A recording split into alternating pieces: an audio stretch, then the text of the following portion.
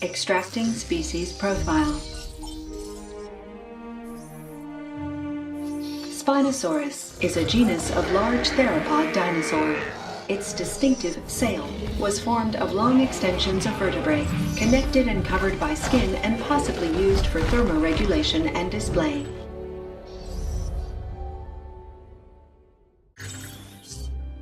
Extracting species profile. Velociraptor is a genus of dromaeosaurid theropod dinosaur. It was a bipedal carnivore with a long tail and an enlarged sickle-shaped claw on each hind foot, which is thought to have been used to tackle and kill prey. Extracting species profile. Metriacanthosaurus, meaning moderately spined lizard, is a genus of Metriacanthosaurid dinosaur from the suborder Theropoda and first discovered in Oxford, England.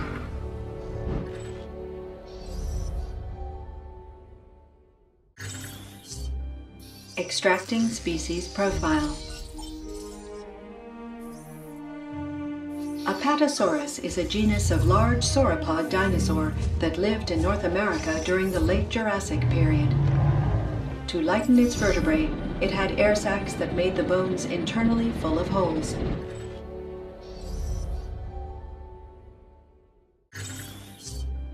Extracting species profile. Ceratosaurus, a large predatory theropod dinosaur from the late Jurassic period. A horned biped, it moved on powerful hind legs while its arms were reduced in size.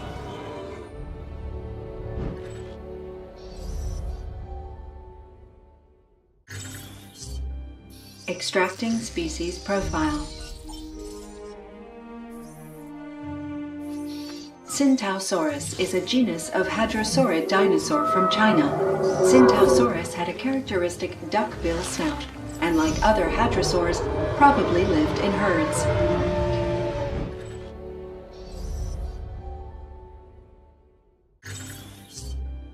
Extracting species profile.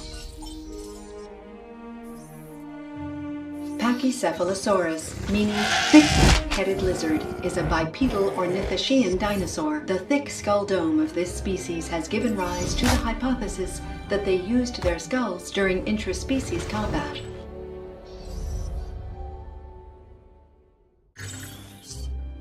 Extracting species profile. Dilophosaurus, a genus of theropod dinosaur. It was one of the first larger predatory dinosaurs, though relatively small compared to some of the later theropods. It was around the size of a modern brown bear. Extracting species profile.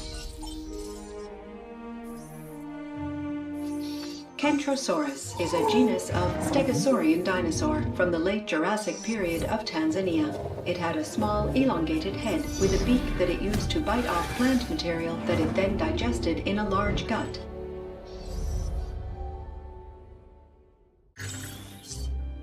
Extracting species profile. Edmontosaurus, a genus of hadrosaurid dinosaur found in North America. A herbivore, it likely moved in herds and was one of the last non-avian dinosaurs.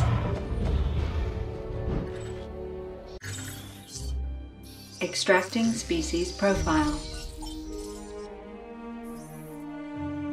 Parasaurolophus is a genus of ornithopod dinosaur. It was part of a diverse family of herbivorous Cretaceous dinosaurs, known for their bizarre range of head adornments, thought to be used largely for vocalization.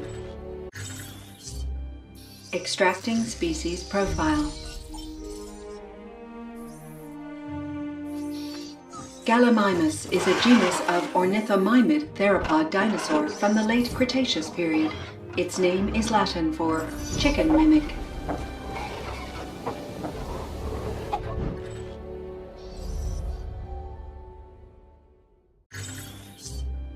Extracting species profile. Chasmosaurus, a genus of ceratopsid dinosaur from the Upper Cretaceous period of North America.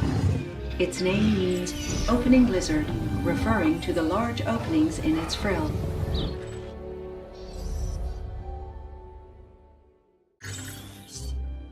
Extracting species profile. Brachiosaurus is a genus of large sauropod dinosaur. It weighed up to an estimated 56 metric tons.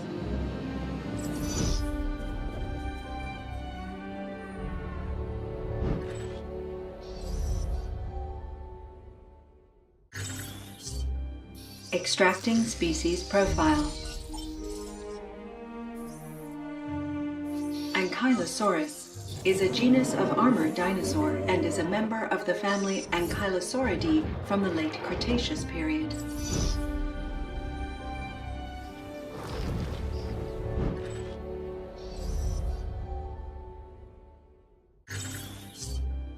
Extracting species profile. Stegosaurus is a genus of thyreophorian dinosaur. They were large, heavily built, herbivorous quadrupeds with a distinctive combination of broad, upright armor plates and a tail tipped with spikes.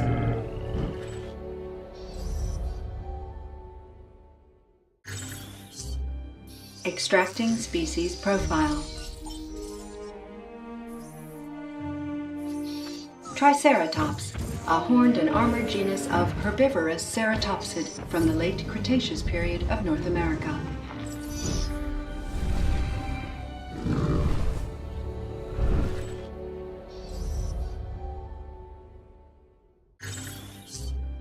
Extracting species profile. Database error. Although delicious in a curry or roast with mint jelly, this mammal can also be enjoyed raw, and is the principal source of protein for carnivores in the park.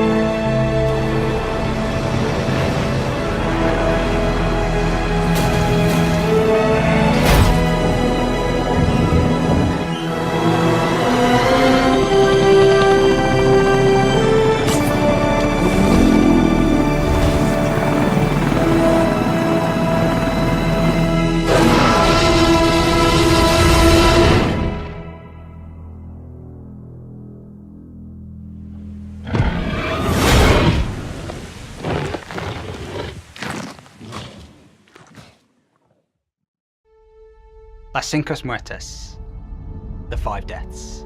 We've got Muerta, Isla Matanceros. You progress on to Isla Tucano. Isla Peña and Isla Sorna.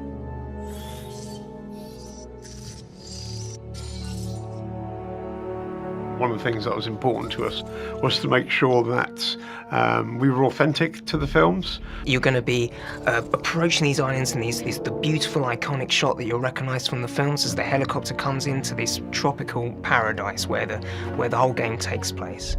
They're all amazing, they're all iconic, and they're so beautiful, and it's just great to be on these islands that you've seen in films and now get to see them in such detail and depth in the games. Your missions are going to be given to you from these 3 different divisions, which each have a different character assigned to them. The entertainment division is probably the most familiar to Jurassic Park and Jurassic World fans. You're using the dinosaurs as attractions, so the tourists come in, they marvel at the dinosaurs and, you know, spend their dollars, and that's how you're making money. We'll be having things like arcades and restaurants and clothing shops and all those touristy things to go on top. So this is a business at the end of the day, and you want to try and pull in as many people as possible. In the science division, you're asked to pursue this authentic dinosaur genome and perform these expeditions and dig sites and extract genomes from fossils to find out more information about these dinosaurs. But you also need to care about a number of other things with the science division. Your dinosaurs can get diseases, they can get sick, they can die. So what you need to do is research cures for the right diseases, and in order to do that, you're going to need money. So you need to make sure that the income that your parks are generating and the expenditure you're spending on pursuing this scientific aspect is kept in balance. Security is probably my favourite out of the 3. It's the one where the player's going to get the opportunity to try and breed the most dangerous dinosaurs they can, and then security's job is to try and control that. So if they escape, you've got all these tools at your disposal to try and put an end to all the calamity and rein it back in. But ultimately, this is all about player choice. It's all about being offered these different styles of gameplay, and it's up to you whether you want to get hands-on and involved and get up there in the helicopter, or whether you'd rather manage all of it from above. It really just depends on your style of gameplay and how you want to play the game. Frontier have taken their years of experience in management games and animal games and brought them together to make Jurassic World Evolution, and on top of that sort of put together a story that helps build upon the story of the franchise so far. In the game, there are iconic characters from the Jurassic franchise, both old and new. One of them that we're really excited about is Dr. Ian Malcolm, who's in the game, played by Jeff Goldblum. And he's going to be your voice of conscience, he's your voice of reason, and he's going to be with you throughout the whole game to add a little flavour and sarcasm to your experience. It was a dream working with Jeff. He's one of my idols since sort of his early film career, and he's such a unassuming man when you meet him. And when we first heard his voice in game, that just made it feel even more Jurassic for us. It's not just Ian Malcolm that we've got in the game. We've managed to get a couple of the other characters in from the films as well. We've got Henry Wu, we've got Claire Dearing as well, played by Bryce Dallas Howard and BD Wong. And also there's going to be a cast of new characters that we've brought along for our own narrative for this game as well, so hopefully you'll enjoy those too. It's been really great working with Universal because they bring a lot of expertise and knowledge from the films, and we've been partnering that with our knowledge of video games to really make something as authentic and realistic as possible. The wonderful thing about this game is that it gives you an opportunity to really visualise what these 100-million-year-old creatures would be like in real life, and I think that's what I love about the dinosaurs in this game, is that it really brings your imagination to life.